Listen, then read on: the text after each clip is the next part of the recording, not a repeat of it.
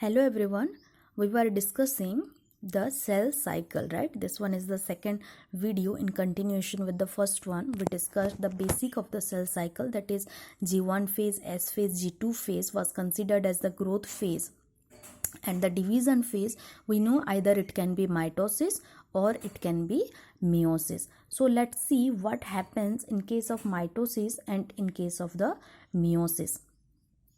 We know that cell division means a particular cell is dividing into two or more daughter cells. We have discussed, right? Till now I think you know that a particular cell will divide into two cells, but it can be more than two cells. We will discuss in this particular lecture. So first one, let's see mitosis. Mitosis, what we studied actually, mitosis is the cell division. It is a type of cell division, right? So mitosis is also called as equational division. We know, I think you people must have studied that N is represented as number of chromosomes in a particular cell, right? Number of chromosome in a particular cell, we say 2n, like 2n is the diploid. 2n means diploid, and diploid means in this particular cell there is two set of chromosome is present. So you may wonder that how in a cell two set of chromosome presents. We know that during fertilization process from male parent we get one set of chromosome, right?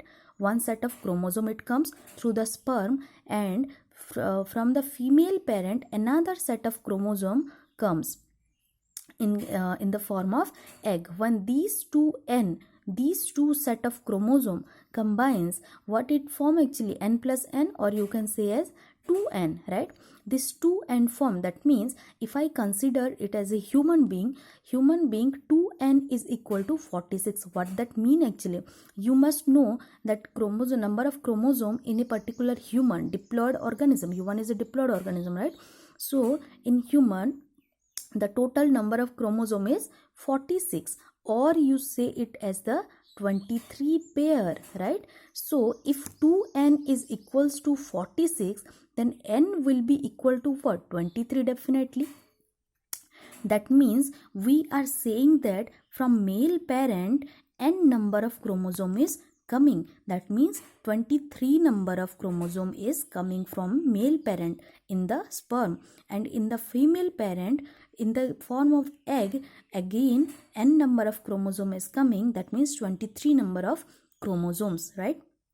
So both the sperm and ovum fertilizes and form a zygote, and this zygote is 2n. Again it is diploid, right? So again this zygote we will have 46 chromosome, and we know that this particular zygote further redivides through cell division and form a multicellular organism, and that multicellular organism consists of 46 chromosome. If you see the cell of your eye, okay, and you count the number of chromosome in it, then you will definitely found 46 number of chromosome. And if you take a cell from your elbow or from any part of your body, you will find it as 2n, then the cell will be diploid, okay?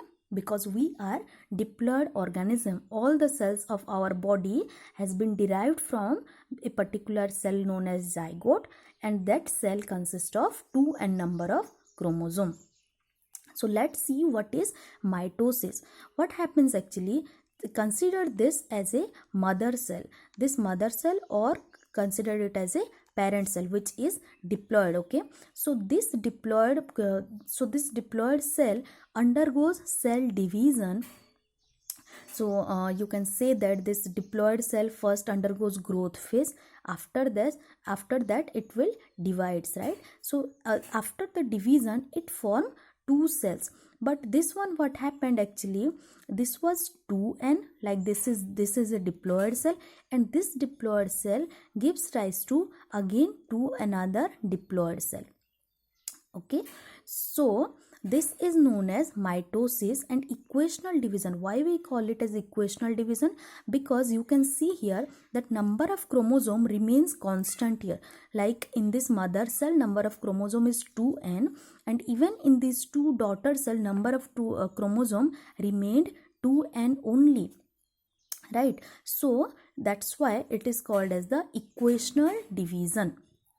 Now let's see how this mitosis is different from this particular meiosis. Meiosis is another type of cell division. As I have already told you that a particular cell either can go mitosis or it can undergo meiosis. Simultaneously, it can never undergo mitosis and meiosis process. Either any of this will be occurring in a cell. So let's see about meiosis. Meiosis is also known as reductional division, that we will see in this further discussion. So meiosis consists of two phases. Again, meiosis consists of two phases, meiosis 1 and meiosis 2. Meiosis 1 is the reductional division. Reductional division means the number of chromosome present in the mother cell is different from the number of chromosome present in this particular daughter cell. How it differs actually, you can see here that this was a cell, this undergoes growth phase, and after that it will undergo the division phase, right?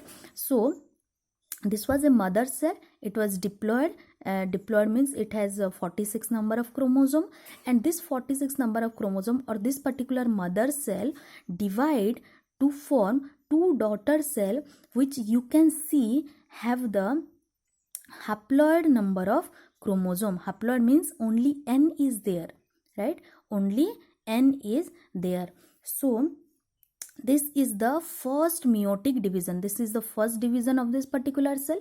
That's why we call it as the meiosis first or first meiotic division. And what happens next actually, this particular cell again divides into two daughter cells, and these two daughter cells are again n, from n to n, right?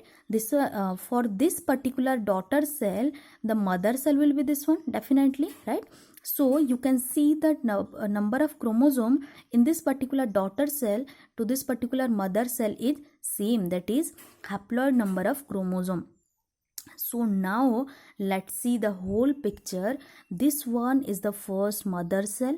This first mother cell gave rise to two cells which are haploid in number of chromosomes, okay? And then again this particular cell gives rise to another two daughter cell. Each cell will give rise to two daughter cell, right? So finally we are seeing that here four number of daughter cells are produced. These are four cells. So one mother cell in case of meiosis gives rise to finally four daughter cell. This is the second differentiation from the mitosis and meiosis. What was the first differentiation actually? First differentiation was the mother cell was 2n, and here finally we are getting daughter cells of n number of chromosome. Here you can see the number of chromosome has reduced, right? How it has reduced. In the mother cell it was 2n, but in case of this daughter cell, 4 daughter cell, it is n number of chromosome. The number of chromosome has reduced. That's why meiosis is known as the reductional division, because number of chromosome is reducing in this case. And this particular division from this first daughter cell are known as the meiosis second. So you can see the larger view that in case of the mitosis there is only one cell division and we get finally two number of cell. But in case of meiosis, from a single mother cell we are getting four different cells will be there, right? In case of mitosis, the number of chromosome is preserved. If the mother cell is 2n, then definitely the daughter cell will also be of 2n. But in case of meiosis, the number of chromosome is not same as compared to the mother cell. If the mother cell has 2n number of chromosome, then the daughter cells will be n number of chromosome, or haploid set of chromosome it will have. So now you may wonder that when mitosis will occur in the body and when meiosis will occur in the body. I think you know this concept that sperm, here we have discussed already, sperm and ovum are n number of chromosomes. They contain n number of chromosomes, right? So if we say that zygote is diploid, right? I said that zygote is a diploid individual. How it form? Why it is diploid actually? Because we get n number of chromosome from each male parent and female parent from sperm and egg respectively, right? So we form zygote, and zygote is 2n, or it has 46 number of chromosomes. So we say that zygote divides and redivides to form a multicellular organism. So if it divided, it actually divides through mitosis. If it is dividing through mitosis and forming a multicellular organism or a total organism, then definitely you can now say that the whole organism, in every cell of that particular organism, we will get 2n number of chromosome. Why? Because it is undergoing mitosis, right? We have discussed here already that mitosis gives rise to two daughter cells which have equal number of chromosome as their mother cell.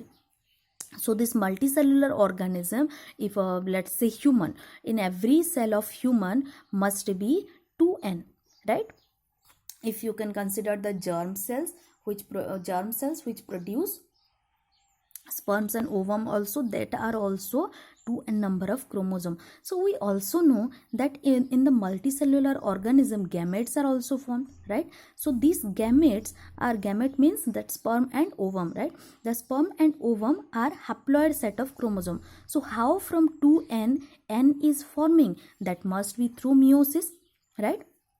From 2n to n, it will be meiosis. So now you know that in the germ cell means the cells which produce sperm and ovum that are present in the testis and ovary respectively. So in that cells meiosis occur, and from meiosis we divide this particular germ cell into 4 haploid cells, or from a particular germ cell 4 number of ovum and 4 number of sperm will be produced, right? So like this we get the sperm and ovum, and again when sperm and ovum fuses, they form a zygote, or again the diploid cell forms. Here is some differentiation you can see.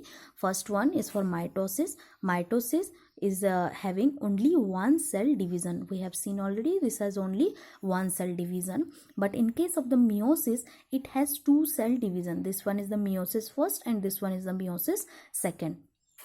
Second point is number of chromosome remains same, as we have already discussed. This one is having 2n number of chromosome, this is also having 2n number of chromosome. And second point here is number of chromosome is half, right? This has half. If this is 2n, then this will be n. If I say this particular cell is 4n, if I say this particular cell is 4n, then you have to half the number of chromosome here, and you can say that the daughter cell, if this